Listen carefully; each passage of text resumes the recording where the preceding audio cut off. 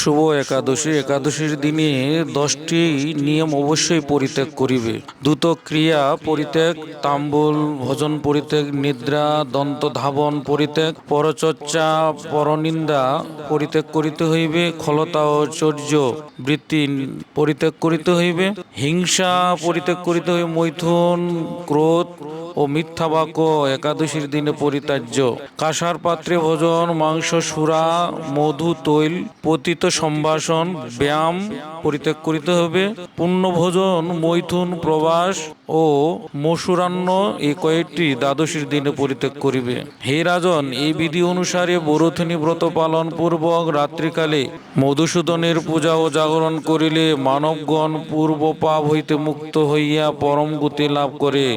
অতএব সর্বপ্রজন্মের সূর্যতনয় যম রাজার যাতনা হইতে পরিত্রাণের জন্য বরুথনী ব্রত পালন করার কর্তব্য। ভবিষ্যৎ পুরাণে কথিত এই ব্রতের কথা শ্রদ্ধাভরে পাঠ বা শ্রবণ করিলে গোসহস্র দানের ফল লাভ পূর্বক সর্বপাপ হইতে বিমুক্ত হয় বিষ্ণু লোকে গমন হইয়া থাকে।